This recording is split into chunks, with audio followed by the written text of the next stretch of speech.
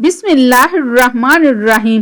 حضور صلی اللہ علیہ وسلم ہر بیوی کے پاس ایک دن رہتے، باقی ازواج مطہرات البتہ باری والی زوجہ کے پاس اکٹھی ہو جاتی۔ ایک دفعہ حضرت عائشہ رضی اللہ تعالی عنہا کی باری تھی جب حضرت زینب ابن ماجہ کی روایت کے مطابق بلا اجازت ان کے حجرے میں داخل ہوئیں۔ آپ کو معلوم نہ تھا کہ حضرت زینب موجود ہیں۔ اندھیرے میں آپ نے ان کی طرف ہاتھ بڑھایا تھا کہ حضرت عائشہ بولی، یہ زینب ہیں۔ آپ صلی اللہ علیہ وسلم نے ہاتھ کھینچ لیا۔ اس پر ان دونوں میں تکرار ہونے لگی اور ان کی آوازیں بلند ہو گئی۔ ادھر نماز کھڑی ہونے لگی تو حضرت ابوبکر صدیق رضی اللہ تعالی عنہ نے آپ صلی اللہ علیہ وسلم کو بلا لیا۔ حضرت عائشہ بولی، ابھی نماز ادا کرنے کے بعد میرے والد مجھے خوب ڈانٹیں گے۔ ایسا ہی ہوا۔ حضرت ابوبکر نے انہیں سختی سے ڈانٹا کہ تم حضرت محمد صلی اللہ علیہ وسلم کے سامنے اس طرح بولتی ہو۔ ایک بار رسول اللہ صلی اللہ علیہ وسلم حضرت عائشہ کے پاس آئے تو انہوں نے پوچھا، آج کہاں رہے؟ فرمایا، اے حمیرہ، ام سلمہ کے پاس تھا۔ کہا، ام سلمہ سے آپ کا جی نہیں بھرتا؟ مجھے بتائیں، اگر آپ ایک وادی کے دو کناروں پر اتریں، ایک سے گھاس چرا لی گئی ہو اور دوسرے کنارے پر کوئی گھاس کھانے والا نہ آیا ہو، آپ جانور کہاں چرانا چاہیں گے؟ فرمایا، وہ جس کا سبزہ چکھا نہ گیا ہو۔ میں آپ کی دوسری عورتوں کی طرح نہیں، میرے علاوہ ہر عورت دوسرے مرد کے پاس رہی ہے۔ حضور صلی اللہ علیہ وسلم مسکرا دیے۔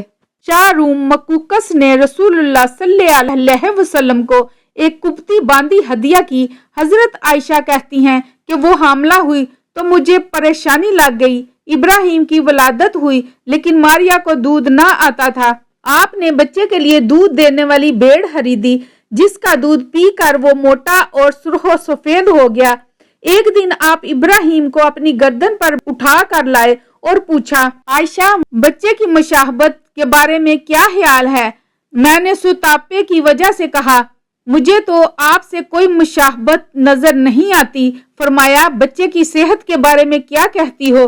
میں نے کہا، جو بھیڑوں کا دودھ پیتا ہو وہ ایسے ہی ہو جاتا ہے۔ حضرت عائشہ فرماتی ہیں، میں ان عورتوں سے چڑھتی تھی جو اپنا آپ رسول اللہ صلی اللہ علیہ وسلم کو حبا کر دیتی تھی۔ میں کہتی تھی، بھلا کوئی عورت اپنے تئیں حبا کر سکتی ہے؟ جب اللہ تعالیٰ نے یہ آیت اتاری، اے نبی، اپنی بیویوں میں جس کو چاہے الگ رکھیں اور جسے چاہے اپنے پاس رکھیں اور جسے چاہے الگ کرنے کے بعد واپس بلا لیں، اس میں بھی کوئی حرج نہیں۔ تو میں نے کہا، مجھے لگتا ہے آپ کا رب آپ کی خواہش پوری کرنے میں جلدی کرتا ہے۔ ابن حجر کہتے ہیں، کئی صحابیات نے اپنی جان رسول اللہ صلی اللہ علیہ وسلم کو بخشی مگر آپ کسی ایک کو نکاح میں نہ لائے کیونکہ یہ آپ کے منشا پر موقوف تھا، بشرط یہ کہ نبی صلی اللہ علیہ وسلم اس کو اپنے نکاح میں لانا چاہیں۔ ابن حجر نے حضرت میمونہ رضی اللہ تعالی عنہا کے وہبہ ہونے کا بھی رد کیا ہے۔ ام المومنین حضرت سودا بنت زمع نے اپنی باری کا دن حضرت عائشہ کو دے دیا تھا، چنانچہ حضور صلی اللہ علیہ وسلم حضرت عائشہ کے ہاں 2 دن قیام فرماتے۔ حضرت عائشہ فرماتی ہیں، سودا کے علاوہ کوئی عورت ایسی نہیں کہ میرا اس جیسے طور طریقے اختیار کرنے کو دل چاہے، مگر ان میں بھی تندی تھی۔ ایک بار حضرت صفیہ بنت حیی اور حضرت عائشہ میں جھگڑا ہوا، دونوں نے ایک دوسرے کے باپ کو برا بھلا کہا۔ رسول اللہ صلی اللہ علیہ وسلم نے سنا تو فرمایا، صفیہ، تم ابو بکر کو گالی دے رہی ہو۔ حضرت عمر رضی اللہ تعالیٰ عنہ فرماتے ہیں، نبی صلی اللہ علیہ وسلم کی ازواج آپس کے رشک و رقابت کی وجہ سے آپ سے روٹھ گئیں تو میں نے ان سے کہا، نبی صلی اللہ علیہ وسلم تمہیں طلاق دیں تو بڑی امید ہے کہ ان کا رب انہیں بدلے میں تم سے بہتر بیویاں دے دے۔ اسی مضمون کی آیت نازل ہو گئی۔ ایک سفر میں نبی صلی اللہ علیہ وسلم کے ساتھ جانے کے لیے حضرت عائشہ اور حضرت حفصہ کا نام قرہ نکلا۔ رات کے سفر میں گفتگو کرنے کے لیے آپ حضرت عائشہ کو اپنے ساتھ رکھتے تھے۔ حضرت حفصہ کو اس پر رشک آیا۔ انہوں نے حضرت عائشہ سے کہا، تم میرے اونٹ پر سوار ہو جاؤ اور میں تمہارا اونٹ پکڑ لیتی ہوں، دیکھتی جاؤ کیا بنتا ہے۔ رسول اللہ صلی اللہ علیہ وسلم حضرت عائشہ کے اونٹ کے پاس گئے اور حضرت حفصہ کو سلام کیا۔ رات بھر کے سفر کے بعد پڑاؤ کا وقت آیا تو حضرت عائشہ آپ سے دور رہ گئی۔ وہ نبی صلی اللہ علیہ وسلم سے شکوہ تو نہ کر سکتی تھی، اس لیے زمین پر اترتے ہی اپنے پاؤں ازہر گھاس میں ڈال دیے جس میں سانپ بچھوؤں کا بسیرا ہوتا ہے، اور رنج کے باعث دعا کرنے لگیں، اے رب ڈسنے کے لیے مجھ پر کوئی سانپ بچھو ہی مسلط کر دے۔ نبی صلی اللہ علیہ وسلم اپنی ایک زوجہ حضرت عائشہ کے پاس تھے۔ اتنے میں ایک دوسری بی بی حضرت زینب نے کھانے پر رکابی بھیجی۔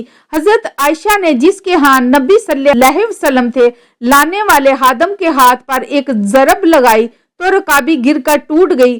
آپ نے رکابی کے ٹکڑے اور گرا ہوا کھانا اکٹھا کیا اور فرمایا، تمہاری اماں ام المومنین کو رشک آ گیا تھا۔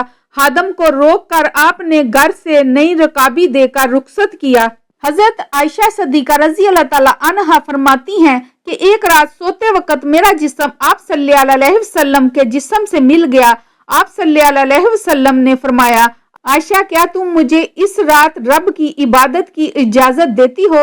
میں نے کہا، واللہ مجھے آپ کا قرب پسند ہے، تاہم میں آپ کی خواہش کو ترجیح دیتی ہوں۔ پھر آپ صلی اللہ علیہ وسلم نے قیام کیا اور رو رو کر قرآن پاک کی تلاوت کی حتیٰ کہ آپ کے کندھے مبارک بھیگ گئے۔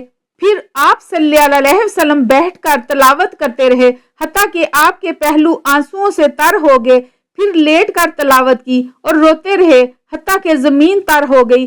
آپ صلی اللہ علیہ وسلم کے پاس جب حضرت بلال رضی اللہ تعالیٰ عنہ آئے تو انہوں نے کہا، یا رسول اللہ صلی اللہ علیہ وسلم، میرے والدین آپ پر قربان، کیا اللہ تعالیٰ نے آپ کے آئندہ اور گزشتہ کے تمام گناہ معاف نہیں کر دیے؟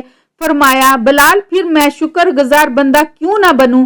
اللہ تعالیٰ نے مجھ پر اس رات یہ آیت نازل فرمائی، یعنی آسمان و زمین کی پیدائش میں، دن رات کی گردش میں اہل عقل کے لیے نشانیاں ہیں جو اللہ کا ذکر کھڑے بیٹھے اور لیٹے ہر حال میں بجا لاتے ہیں، اور وہ زمین و آسمان کی پیدائش پر غور و فکر کرتے ہیں اور کہتے ہیں، اے ہمارے پروردگار، تو نے یہ سب کچھ باطل پیدا نہیں کیا، تو پاک ہے، ہمیں آگ کے عذاب سے نجات عطا فرما۔ اللہ پاک ہمیں دین کی سمجھ نصیب فرمائے اور ہمارا خاتمہ ایمان پر فرمائے، آمین ثم آمین۔